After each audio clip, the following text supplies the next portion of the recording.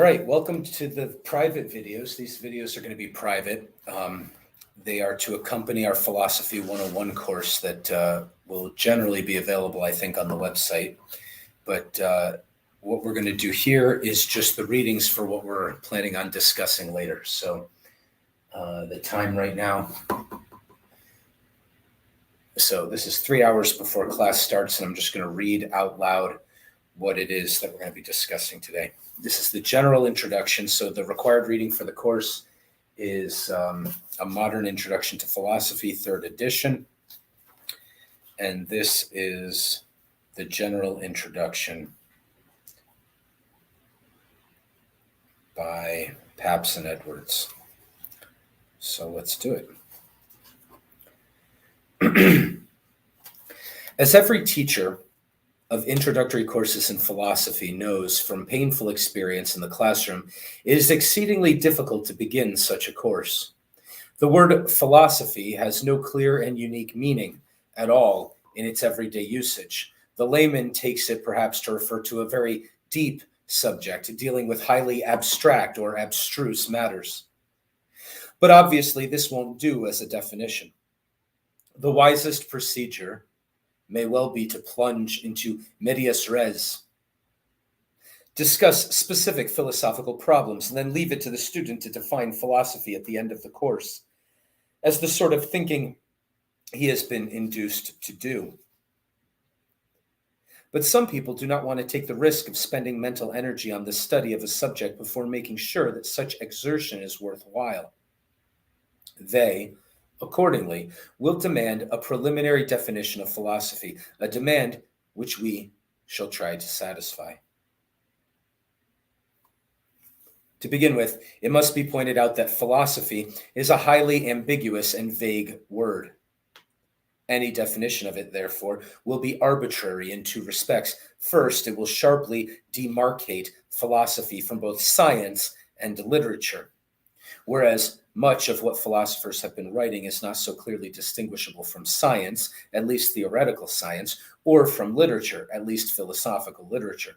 Secondly, it will usurp the title philosophy for only one of various things that are commonly called by that name. Further, since this word usually has a laudatory flavor, i.e., connotes a respectable and important kind of intellectual activity, the definition will also be persuasive. That is, it will express the value judgment that such and such pursuits are indeed important and worthy of respect, and that people who do this sort of thing well ought to be commended for it. It is for this reason that no definition of philosophy can claim to be wholly descriptive and unbiased. No more than this could be claimed for a definition of such a laudatory term as democracy. However, the following definition may well be as unbiased as a definition of philosophy can be expected to be. Critical reflection on the justification of basic human beliefs and analysis of basic concepts in terms of which such beliefs are expressed. Insofar as this definition is claimed to be descriptive, the test of its adequacy is, of course, whether the majority of problems that are commonly called philosophical conform to it. Since the editors believe that the problems discussed in the following 8 sections by classical and contemporary philosophers of reputation constitute a fair sample of problems ordinarily called philosophical, the definition can be tested quite easily by any student of this book.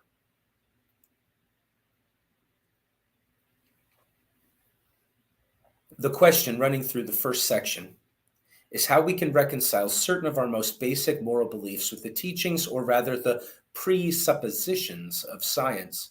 In particular, if all things whatsoever, including conscious actions, have causes, can man be said to have freedom of action in any respect?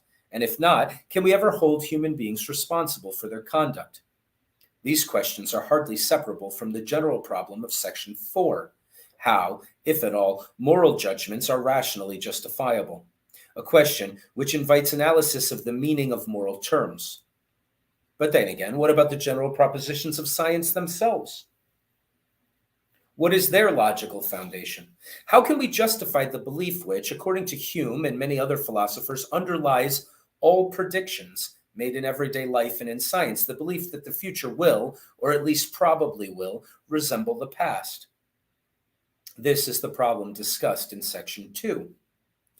Our everyday conviction that past observations frequently afford evidence for inferences about the future is an instance of what is often referred to as a common sense belief. The belief in the existence of a physical world outside of consciousness is another common sense belief, questioned and discussed by philosophers. How do we know whether a physical world exists which is independent of human consciousness? Whether the things we perceive exist also when they are not perceived? If a man were to raise such a question in the midst of the practical business of everyday life, he would be likely to be laughed at as a lunatic. But this simply means that ordinary mortals take it for granted that there are physical objects, whether anyone perceives them or not.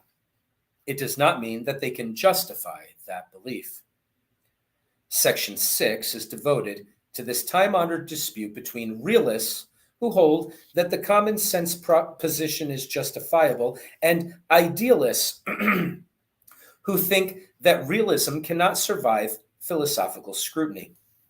Another common sense belief is that every human being has both a mind and a body which interact in various ways. But here, the critical philosopher steps in and asks, excuse me, can we consistently believe that the mind acts on the body and indirectly on the physical environment, and also that physical science teaches the truth, especially in teaching the doctrine of the conservation of energy, and that physical objects must have physical causes? Besides, what is meant by mind anyway? Is there such a thing?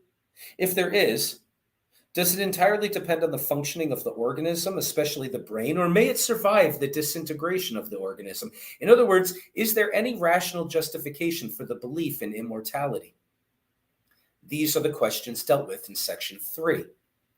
Again, is it possible to supply a rational justification of belief in God? Can we establish the existence of God by inductive reasoning as employed by the champions of the so-called argument from design? If not, do the a priori arguments in support of theism and deism fare any better?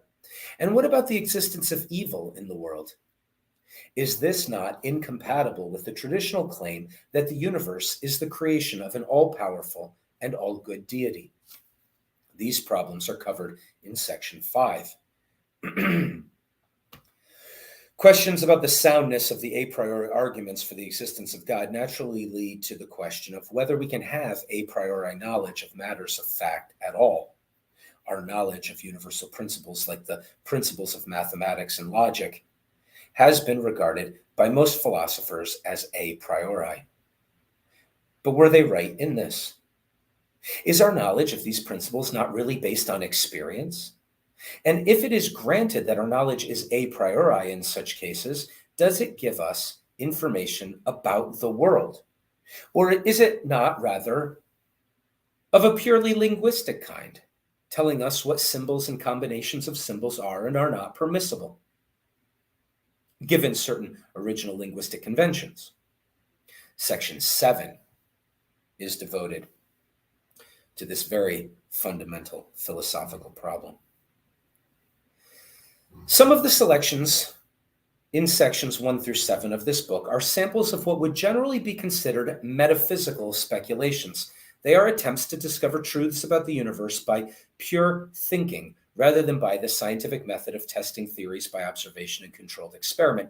The Platonic theory that over and above the world of visible things there exists a realm of intelligible forms, accessible to the intellect, right? Intelligible forms. The theory that there is a God who created the universe, the view that human beings possess an indestructible soul, or that consciousness is not restricted to the higher organisms but is present in all matter, are examples of metaphysical speculations. Until fairly recently, say 3 or 4 decades ago, it was the opinion of the majority of philosophers that this sort of theorizing was one of the most important tasks of philosophy. Many contemporary philosophers, however, are in varying degrees skeptical about the fertility of such an enterprise. The most radical attack on metaphysical theorizing is that of the logical positivists, who maintain that all metaphysical statements are really devoid of cognitive meaning, that metaphysics is a kind of conceptual poetry, sometimes written in forbidding prose, that does not convey solid knowledge or even testable conjecture, whatever its literary merits and psychological benefits may be. Whether this critique of metaphysics is justified is one of the most heatedly debated questions at the present time, and it forms the subject matter of the last section of our book. A number of philosophers who do not go so far as to condemn metaphysics as cognitively meaningless nevertheless agree that with the logical positivists that the proper, or at any rate the most rewarding, task of philosophy is the clarification of certain basic concepts and propositions, which are employed in everyday life and in the various sciences. This conception of philosophy as analysis is widespread at the present time, particularly in Great Britain and in the United States. Our book may be regarded as a modern introduction to philosophy because analytic philosophy is much more fully represented in it than in most introductory texts. Furthermore, while selections from several of the great classical philosophers are included, Plato, Aquinas, Descartes, Leibniz, Kant, Locke, Berkeley, Hume, Reid, Mill, the majority of our authors are figures on the contemporary philosophical scene.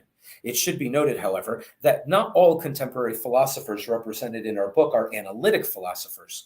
Our only consideration in making selections from contemporary philosophical writing has been the clarity and intelligibility of the writer's language, the importance of his ideas, and their relevance to the problems under discussion. In all 8 sections, we have tried to illustrate conflicting philosophical views, and in several instances, one selection directly criticizes another selection dealing with the same problem. We hope that our book will be found useful in college courses introducing students to philosophy by a discussion of sample problems rather than by a purely historical approach, though some essential historical information is also supplied by the introductions to the various sections. Wherever possible, we have chosen fresh, unhackneyed material. The Ayer-Copleston debate on logical positivism is here published for the first time, and several of the other selections, although of unquestionable merit, are not widely known and are not easily accessible to most students. We believe that this book can also be used with profit by the general reader who wishes to find out what philosophy is all about, and especially what philosophers are doing today. As already indicated, we have done our best to confine the selections to writings which are free from obscurity and bombast. And for the reader's guidance, we have provided each section with an introduction in which the problems and the main rival answers are briefly explained. At the end of each section, there is a bibliography for the benefit of those who wish to pursue the subject beyond the elementary level. The biographical information about the authors may be found at the end of the book. The order in which the sections are arranged is not, of course, binding on either teachers or general readers. We have, in our own teaching, found the order here adopted to possess certain special merits. But like most teachers of introductory courses, we frequently vary the sequence. Much, no doubt, would depend in any particular case on the quality of the students and on their background. It may, for example, be wise to introduce the subject of the existence of God relatively early and to postpone discussing the topic of induction, which is not likely to generate the same degree of excitement among beginners. But it is impossible to lay down a general rule as to what sequence of topics is pedagogically best. As every philosopher ought to know, all philosophical problems are organically related, though it is advisable to tackle one at a time. In philosophy, one can begin with any problem and be logically led to almost any other problem.